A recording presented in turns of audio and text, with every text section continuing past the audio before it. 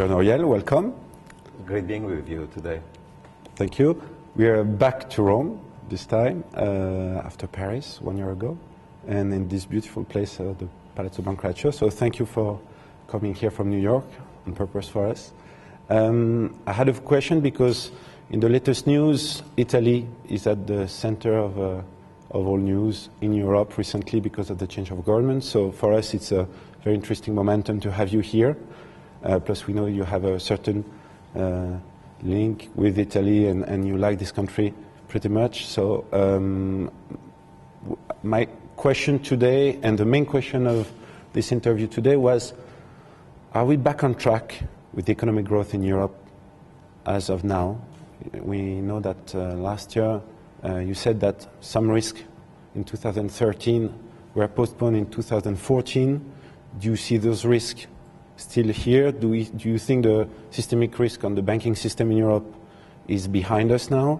How do you see the growth in those countries? And then we'll talk about other topics of the other zones. But my main question today would be, what do you think of the perspective for the Eurozone in general? Yes, if you think about the prospects for the Eurozone, I would say there are some positive developments and there are some of them that are more fragile. You know, on the positive side, the risk of a breakup of the Eurozone, the risk of a Greek exit, the risk of Italy and or Spain losing market access have been reduced compared to a year or two ago. Thanks to Draghi's whatever it takes speech, thanks to the OMT, thanks to the AISM, thanks to the beginning of a banking union, thanks also to Germany realizing that the Eurozone is not just an economic project, it's also a political project, and therefore they have to be patient and give time and resources to have that adjustment in the Eurozone take place. So that's positive. The tail risk have reduced. Secondly, while there was a recession in the Eurozone, lasted a couple of years, now there is a beginning of a return to economic growth, however anemic and tentative. Three, a lot of fiscal adjustment in the Eurozone in the last few years has already occurred. Therefore, the fiscal drag from additional fiscal adjustment is going to be smaller in the years ahead. For example, Italy now has a deficit below 3%. That is the maximum allowed by the EU. Additionally, some degree of internal devaluation has occurred. Some countries have reduced wages relative to productivity. Unit labor costs have fallen. That restores some external competitiveness for Greece, Ireland, Spain, Portugal. Not so much for Italy and France, unfortunately. So that has led to also an adjustment of external deficits that shrunk and led to even a surplus.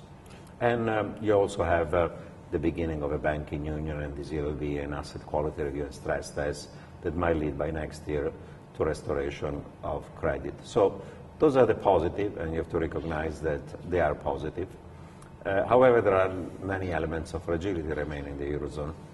First one is that potential growth is low, given that structural reform have occurred only slowly. Two, the recovery of this year growth is going to be very anemic, barely 1%. A level is not sufficient to restore job creation, reduce significantly unemployment rate. There is still a credit crunch. There is still a strong value of the euro that hampers the recovery of the Eurozone. There is also that the debt dynamic in many countries, private and public debts, are still high and rising as a share of GDP. So while in the short run the risk of a debt crisis has been reduced in Italy, in Spain, Portugal, and so on, over the medium term, a country like Italy, where public debt is 130% of GDP and still rising, is still facing an issue of debt sustainability. And in some countries also private liabilities of the corporate sector or households, like in Spain, are still high as a share of GDP and still rising. So the issue is debt sustainability over the medium term. And on the issue of competitiveness has been only restored partially. Some of the improvement of the trade balances have occurred because of the recession and the compression of imports. Only some of it is structural with internal devaluation and real depreciation of some of these countries, leading to an improvement structurally of the external balance. On top of it, you could argue that there is austerity fatigue in the periphery of the Eurozone. There is bailout fatigue in the core of the Eurozone. The two things can clash together. the progress towards a banking union is only partial because of the asset quality review and the stress test. Probably credit growth is going to be anemic or even contracting still, and you're not going to have significant credit growth that is necessary to generate more growth for the economy. And the process of integration, because you know that the monetary union needs also to have a full banking union, a full fiscal union, economic and political union, that progress is occurring only slowly. Some progress on the banking, but not much on the full fiscal, economic and political union. And therefore, this fragility remains. And this year we have a European Parliament election. Some populist parties of the radical right or the left might get more support. That's going to make the new Commission formation and the Parliament more fragile than otherwise. So overall, the Eurozone has done a meaningful amount of progress in some dimensions, but many significant challenges remain. Okay, very good. Let's still focus on Europe. We see a split or a gap between Northern Europe and Southern Europe. Let's start by Italy, because we're here in Rome. There is a political change where the new government should be announced by Friday. How do you see the perspective for Italy? Whether this new political change in Italy might have as an impact politically and economically for the country? Well, Italy, it's in a pretty fragile economic situation. You know, the recession has been very severe. Output is still 8% below pre-crisis level. Industrial production has fallen more than 20% relative to pre-crisis level. Per capita income in Italy has not been growing for the last 10, 15 years. Italy has done progress in terms of fiscal consolidation. Now the deficit is below the 3% excessive deficit level of the EU, but the level of debt, the 130% of GDP, is still high and potentially kind of rising, even if now the spreads on Italian debt have been significantly reduced because of the fiscal adjustment and the actions of the European Central Bank. I think that the lacking part on Italy has been in the dimension of structural reforms. In some sense, some of the other countries in the periphery, we've done less fiscal adjustment, like Spain or Portugal, have done more in terms of structural reform. And Italy needs a structural reform and deregulating the economy as a way of increasing potential growth.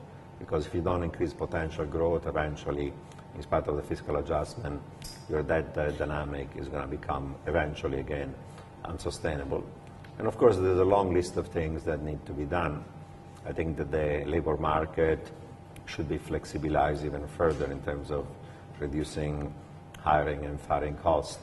In Italy, payroll taxes paid by employees and employers are too high, and some of the reasons why firms don't hire as many workers is that those payroll taxes are high.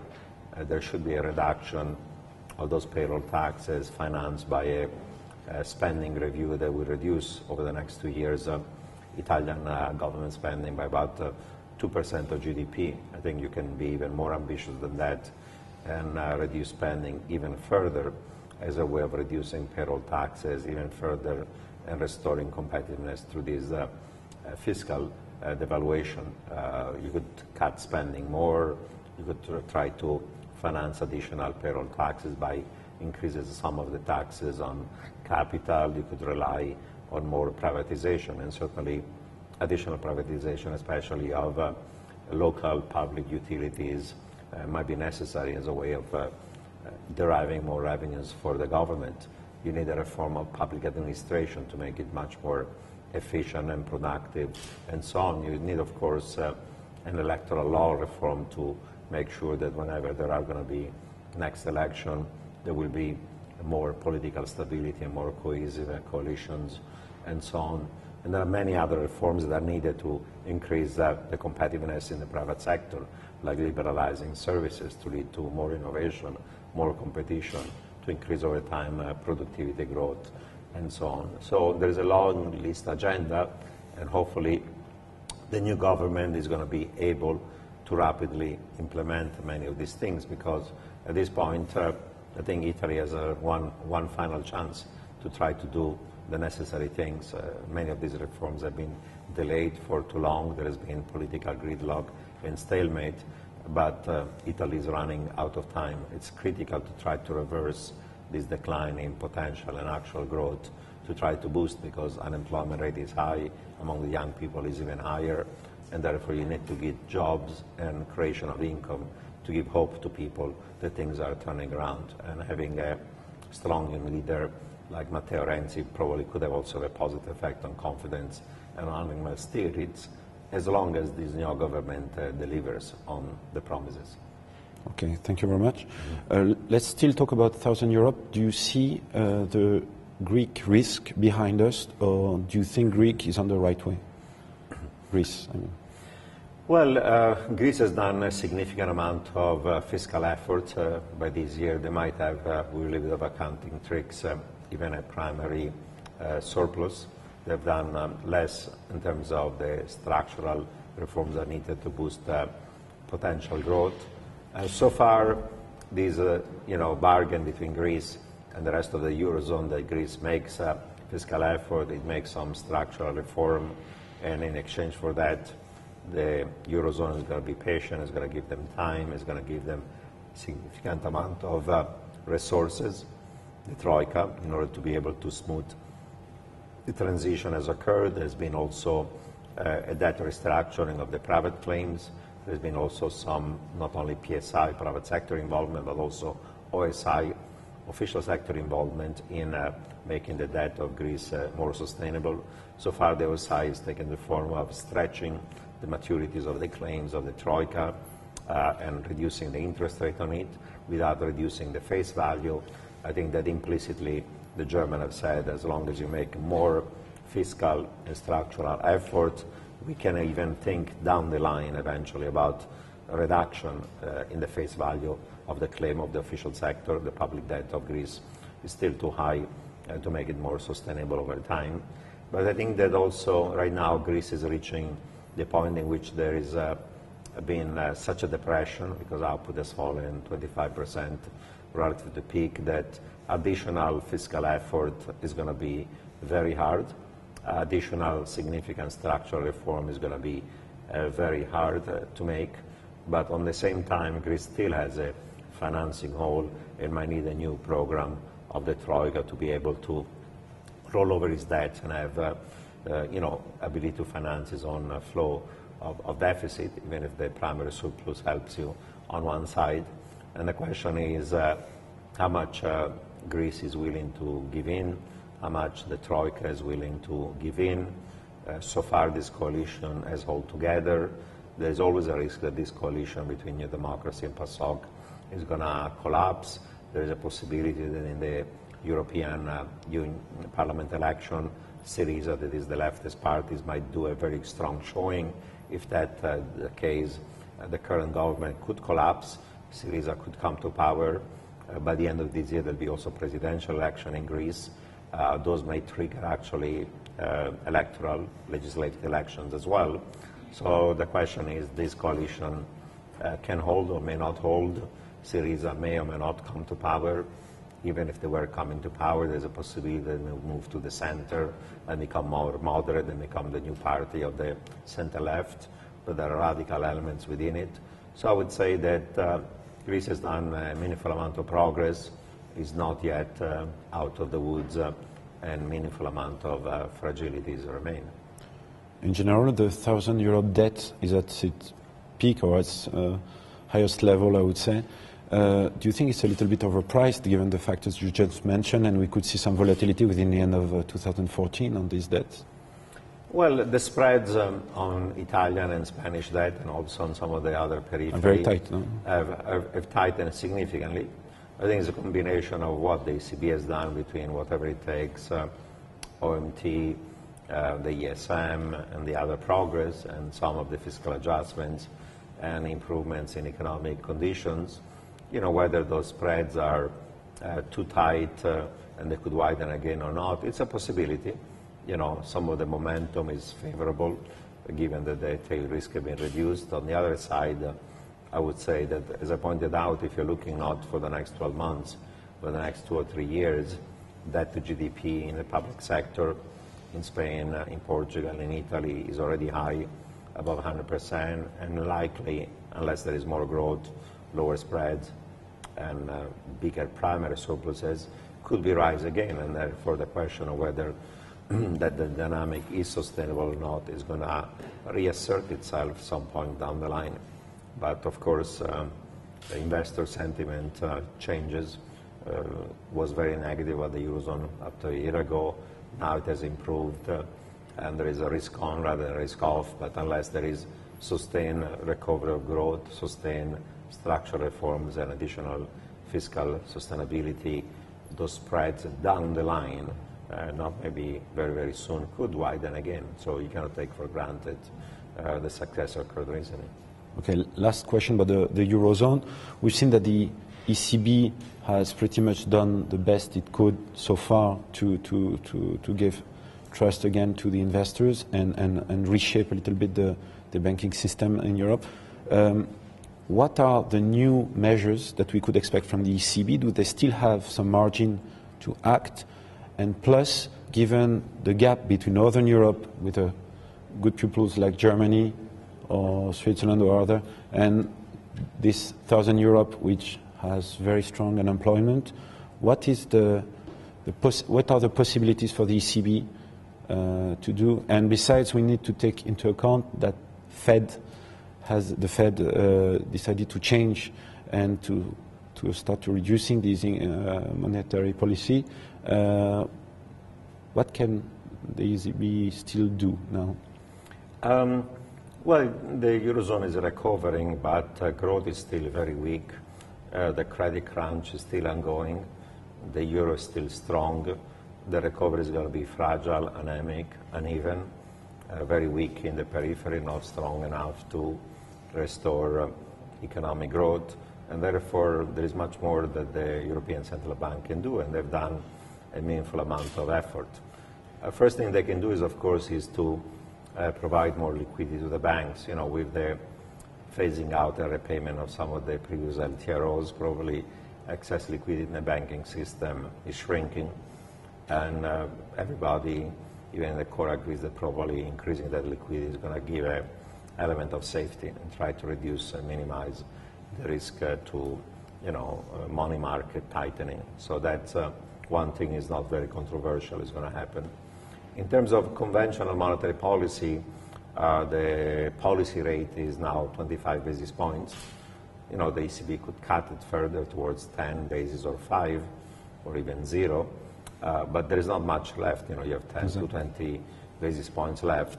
And therefore, suppose that those deflationary pressure or disinflationary pressures in the Eurozone were to persist, and in my view, they're going to persist with slow growth, with effectively deflation still ongoing in some parts of the periphery, and inflation being too low in the core. If you have deflation, it's risky. It's risky because it implies a real rise in the value of the debts, and deflation signals that economic activity is weak. And even the reduced forecast of the ECB of 1.1% inflation this year might not be achieved. Inflation is closer to 0.7%. So if those deflationary risks were to materialize as I fear, I think that the ECB will have to go into more unconventional monetary policy. The first step that the ECB could take is to have a negative deposit rate. The interest rate on the excess reserves that are deposited in the central bank, 25 basis points negative all the way even to 50. And I would not rule out that by the second quarter of this year, that might be an action that the ECB might take. The experience is that this is something that can work and help to try to, one, jumpstart, credit growth, weaken the currency, and provide some kind of a relief to the growth concerns. The second thing that the ECB could do, and Mario Draghi has spoken about it, is some forms of credit easing. There are forms of credit easing along the lines of what the Bank of England has done. It is the funds for lending scheme, where banks could be receiving subsidized funding by the ECB in exchange for increasing new loans to the private sector, especially small and medium-sized enterprises, even to the household sector.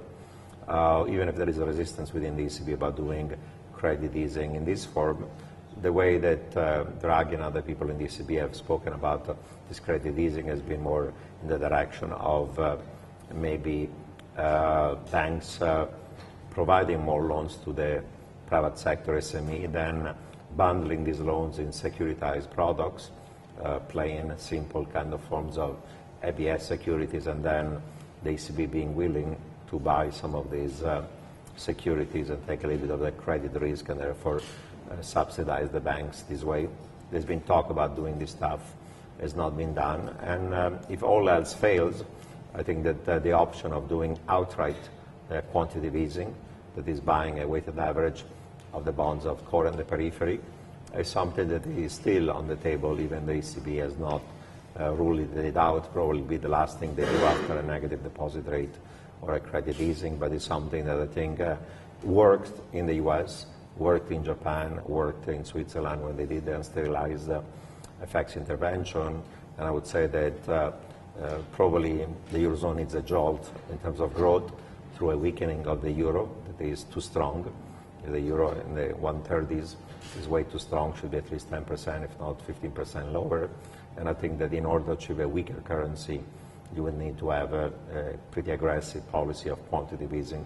I think it's going to take a while and a bunch of hurdles before the ECB gets convinced that that's the right thing to do. But I would not rule out that maybe by the end of this year, that option may become on the table, especially if there are downside surprises to the achievement of price stability through deflationary risks. Thank you very much. Now, let's talk about the US and the recovery or the potential of recovery in the US, which should be and has always been the most resilient zone worldwide to recover. What are your expectations on the US economy? How do you see the future of the US zone? Well, the US growth is recovering. Last year was less than 2%, given a sharp fiscal drag. This year there's a spectrum of views about what's going to be. People like myself who are more cautious believe that growth is going to be around 2.6% this year, consensus closer to 2.8%, and some people are quite bullish about the US and say growth this year could be 3%, even 3.5%. But whether it's in the range between 2.5% to 3% is a significant improvement, something closer to potential or even above potential if growth were to be 3%. The drivers of it are that, like in other advanced economies, growth is strengthening this year, it's strengthening in the US, in the Eurozone, in the UK. Part of it is there is less fiscal drag because more fiscal adjustment is being made in the US, in the Eurozone, in the UK. Two, the process of deleveraging of the private sector is in more advanced stage. Deleveraging of households, of corporates, of banks, of shadow banks, and so on. For a while, you needed to have spending less to save more to reduce debts and deficits. That adjustment is closer to the ending. Then there is, still political uncertainties, of course, in the US, but the risk of another government shutdown, another fight on the debt ceiling, another fiscal cliff has been significantly reduced. The shale gas and oil revolution is a big boost to the competitiveness of the United States. It's going to reduce energy costs, and therefore it's going to boost manufacturing, industrial, in those types of sector, whether it's chemical, petrochemical, and others that are energy intensive. There is, a new manufacturing revolution between robotics, automation, and many other things that might lead to some reshoring of manufacturing in the United States as labor costs are rising in China and Asia and so on. So those are the kind of positive that are going to lead to stronger economic growth. And this stronger economic growth is not going to be associated with an increase in inflation because there is still slack in goods markets with excess capacity, slack in labor market, still unemployment, underemployment being high, and therefore, in spite of a stronger growth, given the slacks and given also softness now in the commodity prices, inflation is not going to be a problem for the Fed. If anything, inflation is still low, too low in most advanced economies, well below the 2% target, implicit or explicit, of central banks. And therefore, the Fed can be patient. Yeah, tapering is occurring, but that tapering is going to occur gradually. It's going to be data dependent. Most likely it's going to be over by the end of the year.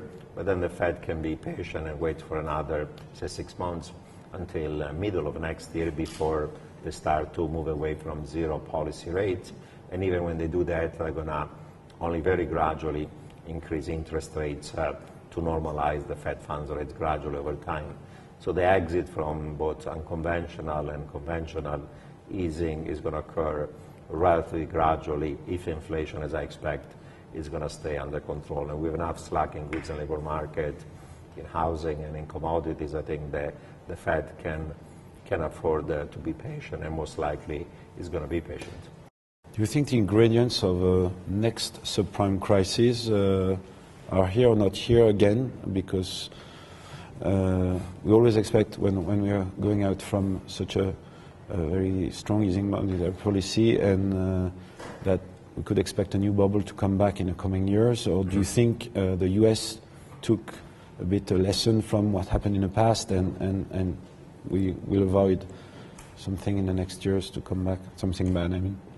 Well, it's true that you have had very easy monetary policy, zero policy rates in the US and other advanced economies. You've had credit easing in the US and other advanced economies. You've had quantitative easing in many advanced economies, not the ECB, but the BOE, BOJ, Fed have done so.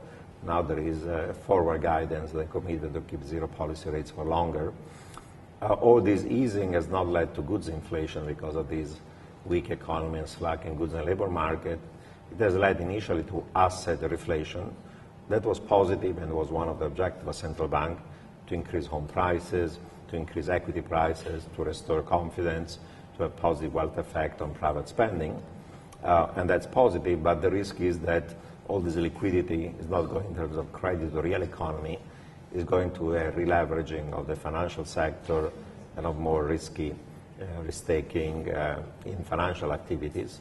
And eventually asset reflation can be asset inflation can be asset frothiness, and asset frothiness may eventually end up in a bubble, and a boom and a bubble eventually risks to lead to a bust and a crash. Now, we're not yet there. Housing, not in the US, but in many other advanced economies and emerging markets, is already frothy. You see from Switzerland, Norway, Sweden, even France, Germany, Hong Kong, Singapore, China, parts of UK like London, some other emerging market, home prices are rising to level that suggest some frothiness. In credit markets, credit spreads, especially high yield, have narrowed. The issuance of junk bonds last year in the US was back to 2007 level, with spreads tightening, with some risky things like the return to covenant light clauses and payment in kind toggles. And while the rise in equity markets has been justified by the sharp improvement in earnings and fundamental, now there is beginning of some slowdown in top line revenue growth, even in bottom line earnings growth. Some of that earning per share have been growing because of share buyback. So last year, the US market went up by about 25%. P ratios are slightly above historical average. If there was another 20-25% this year and next year, I don't think it's going to happen. Then you could say those P ratios are going to go into froth, if not bubble territory. So we're not yet in a bubble, but the risk is that all this liquidity is going to lead to renewed bubbles in many advanced economies, some even emerging markets, either in housing market and or in credit markets and or in equity markets. And some of that frothiness in equity markets is probably evident in some of the new kind of tech firms and internet and social media kind of stocks that have valuations that relative to revenues or earnings seem to be somehow excessive. So there is a risk that eventually we'll have outright bubbles, but we're not yet there. Thank you very much. Let's talk about now emerging countries. There have been a huge flight to quality from assets invested in emerging countries towards now developed countries. How do you see the risk on emerging countries, devaluation risk for the currency, risk of default maybe, The recent news today, we've seen that during the night there were a clash in Ukraine with dead people. We don't know where the Ukraine conflict will end. There are doubts also on some Latin countries, such as Argentina. In a more general way, how do you see the risk for investors on emerging countries, emerging debt, and what devaluation of the risk of devaluation for those countries?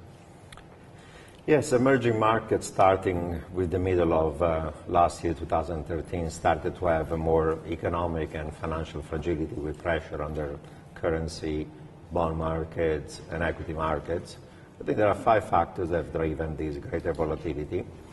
And one is the slowdown of China and the debate on whether China is going to have a soft landing or hard landing.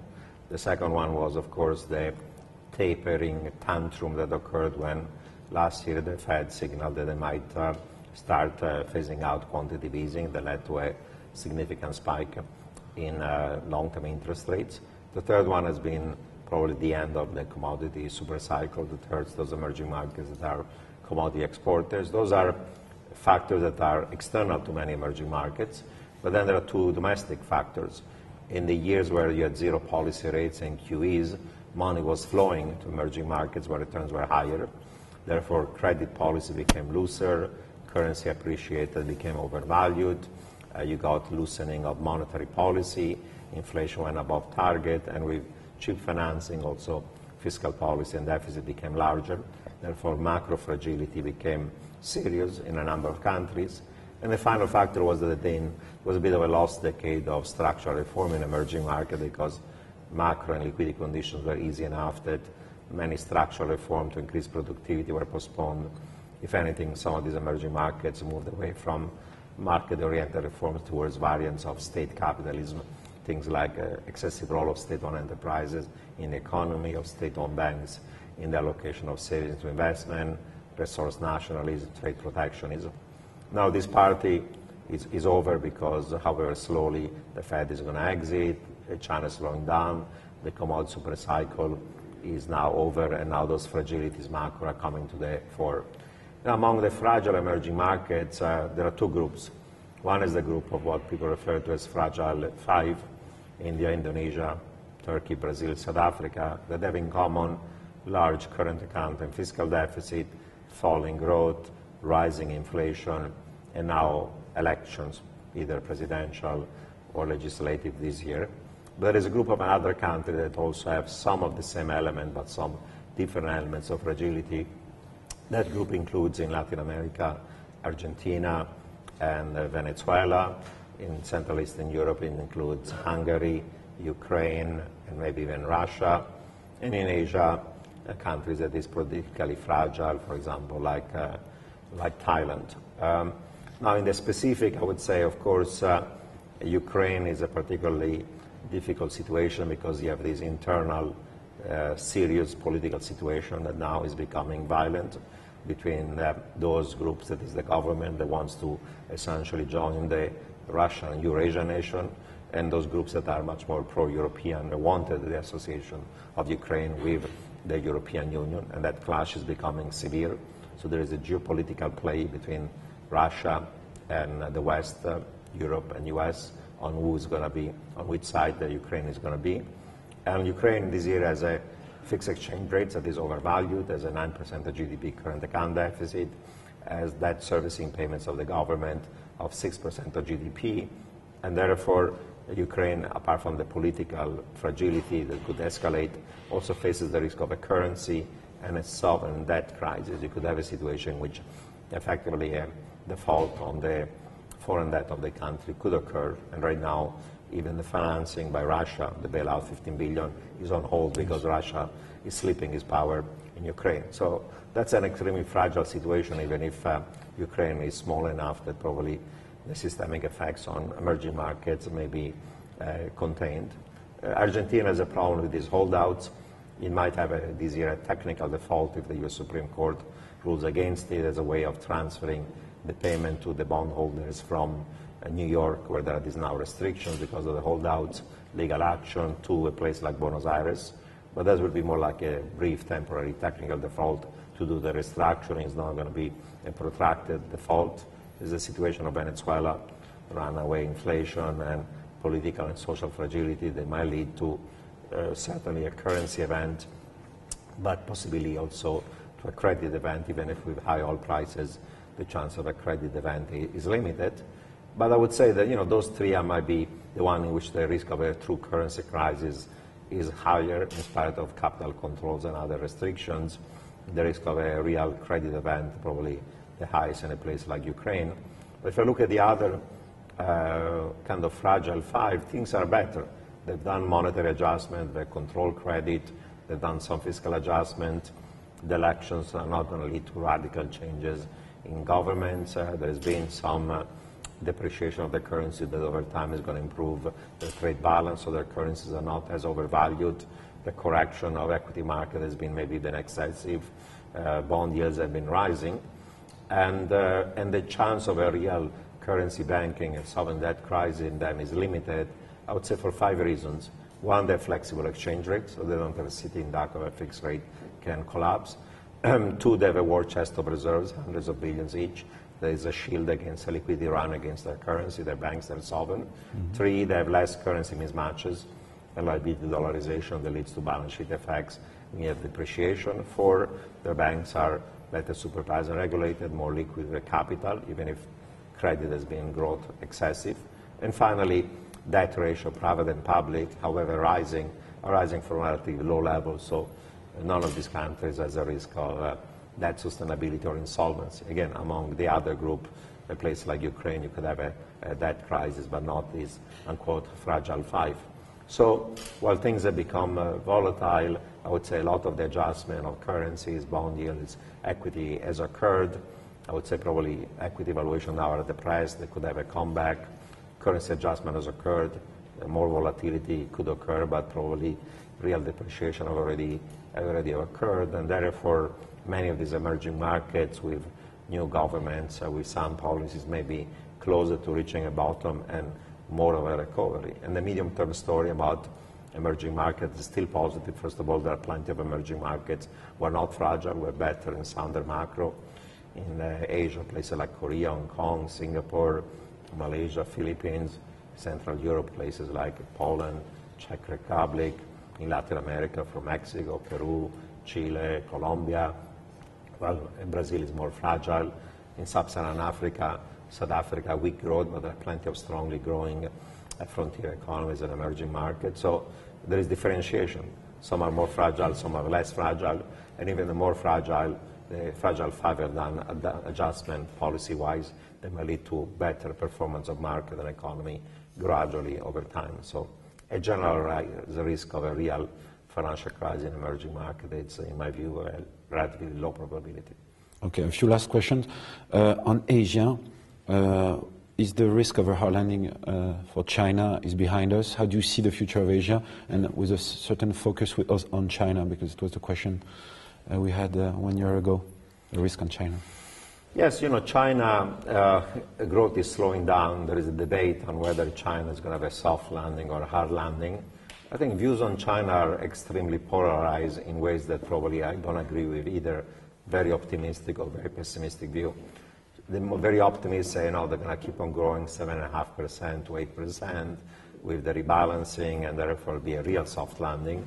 The pessimists now say there'll be a financial meltdown, a total hard landing, growth slowing to 3-4%. There will be disaster not only economically but also socially and politically. I think the reality is more in the middle. There's been a credit-fueled investment boom. Investment is twice the share of GDP. Savings are too high. Consumption is too low. They need to rebalance. And the third plenum of the party made the list of reforms that are needed to do that rebalancing. My fear is that this rebalancing is going to occur more slowly than is desirable and optimal, because those who are against this rebalancing were favored by the old growth model, state-owned enterprises, provincial government, the state sector, the PLA, are going to resist that rebalancing that benefits more consumers, workers, wage earners. And if that rebalancing occurs too slowly, then every time there is a slowdown of growth of China, they double down with another round of credit-fueled fixed investment. That means there is too much fixed investment, too much savings, too many bad assets of the banking system, too many debts of SOEs, of provincial government, of the central government, of the SPVs, and of the real estate developer, and eventually this build-up of debts and bad assets of the banking system, of the shadow banks, creates fragility and the risk of a harder landing. Now, my harder landing is not a true hard landing, but say growth only above 7% this year, slowing down towards 6.5% next year, and towards 6% by the following year. It's not a soft landing, it's not a true hard landing. It's a soft hard landing. Yes, exactly. Exactly. And it's something that is not priced by the market, I would say. If China were to slow down from 7 to 6.5 to 6% in the next couple of years, I would say that's something that markets have not priced in, will have a negative effect on emerging Asia, will have a negative effect on commodity export, and to trade links will also have a potential negative effect on US, Europe, and Japan. Not a hard landing, but something much worse than a soft landing. I think that's a more likely scenario for China. Now, emerging Asia and Asia in general, that includes also, of course, Asia Pacific, Japan, and Australia, is still the fastest growing emerging market region of the world, thanks to China. Growth had slowed down also in India. We'll see whether a new government after the election is going to lead to acceleration of structural reform and fiscal adjustment is going to sustain economic growth. There are plenty of economies in Asia that are export-oriented, industrial export that are geared to a strengthening of growth. We'll see in the G3 countries, in US, Europe, UK, in Japan, the Koreas of the world, and some of the other newly industrialized countries in Asia are going to benefit from that recovery in advanced economies. But these countries are also very much in the global supply chain through China. So if China will have a harder landing, the Chinese question also is a potential looming cloud for some of these economies. A last question about more the situation in Middle East in general, the risk of war between with Iran in general, or the current negotiation for kind of agreement, the situation for the post-revolution Arabic countries, Israel, the Palestine peace process. What is your view on this current situation? I remember that 1 year ago we were wondering if there was a risk of war. We know that the situation in Syria is still awful and going on, has been going on for almost 2 years now, with no real situation. What is the impact of those different situations combined a little bit together, and the impact on the commodities prices? Do we have a risk of oil shock given the situation? Yeah, in addition of economic and financial tail risk, of course, there are the geopolitical ones, and actually, while many of them remain, as you point out, in the Middle East, I would say that actually the biggest one actually right now is more in Asia. This growing rivalry between China and Japan that has led to tensions, and some people even talking. I was in Davos where there was too much talk about comparing 2014 to 1914 is the 100th anniversary of World War I, and some people, like even the Prime Minister of Japan, they were saying that the situation between China and Japan today is like Britain and Germany in 1914, and even Chinese were talking about the possibility of war. So those tensions are rising. I would say geopolitically, actually, the situation in Asia is becoming even more serious than... Do you see a real risk of confrontation? I don't think that the two sides want to have a war, but, the escalation of an incursion between navies and air forces can lead to an accident. 3 years ago, for example, there was this Chinese trawler that hit the Japanese Coast Guard that led them to these tensions and trade sanctions and boycott by China of Japanese goods. And it turns out that was an accident. The captain of the trawler was drunk, hit the Coast Guard, and that escalated. So a situation where you have a concentration of military forces, even if you don't want a military confrontation, an accident can occur, and then, of course, both sides are going to posture because of nationalism, escalation can turn out to occur. So, it's a risk, and the two sides are very, very, challenging each other. You have two new leaders, Xi and Abe, who are trying to assert their own power domestically or slightly more nationalistic. So, I don't expect a war, but, as I said, accidents have occurred in the past, and they can occur. In the Middle East, I would say the positive is that the chances of a war between, Iran on one side and Israel and or the U.S. on the issue of the Iranian nuclear proliferation are lower now. Lower because there is an interim agreement between the great powers and Iran that the interim agreement might lead to a final agreement. Of course, Iran itself is divided. Probably Rouhani, the new president, is serious about reaching a compromise. He has the support of the people, given the majority voted for him. But the question is, will the supreme leader, the Revolutionary Guard, the Islamic clergy accept the deal with the West that's going to reduce sanction and opening up in exchange for a credible commitment by Iran not to develop a nuclear weapon, but to develop instead civilian nuclear use? I think the probability of an agreement is now higher. It's not a sure deal. And if an agreement were to be reached, Israel cannot unilaterally go and attack Iran if the great power reach an agreement. So that's a positive. On the Israeli-Palestinian issue, people say that we're as close as we've been in the last 20 years to reach an agreement, but Israel on one side and Netanyahu has to make some sacrifices and break with some of the more radical elements of his own coalition. We're against the peace agreement in exchange for land exchange.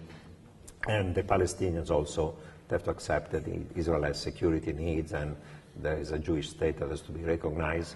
So an agreement may or may not be reached. You know, the countries in which there has been a regime change or war are still fragile. Israel, in the case of Egypt, the bout with the Muslim Brotherhood. Now there has been a return to effectively authoritarian, if not military rule, that might stabilize in the short run Egypt, but then you go back to the same regime like Mubarak. That's not sustainable in the medium term, and economically Egypt is fragile. Of the countries of the Arab Spring, maybe the one that is more of a success story is Tunisia, where they passed a new constitution and has made possibility for national reconciliation.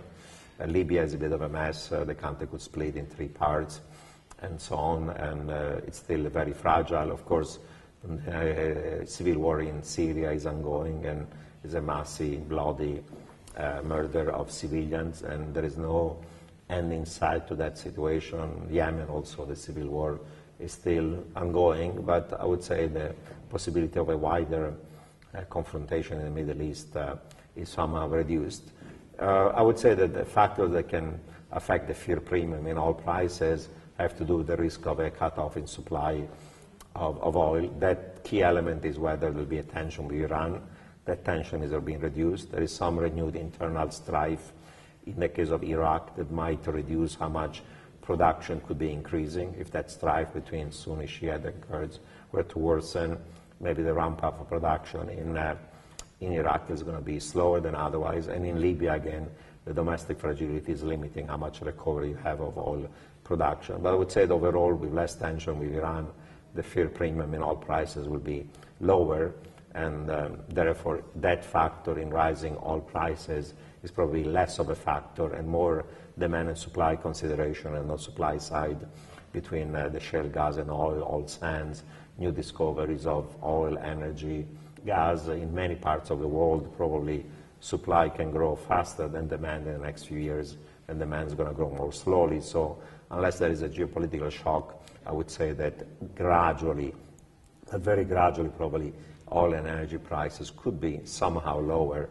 in the next few years rather than being higher, but I don't expect, short of another global recession, a collapse in oil or gas prices.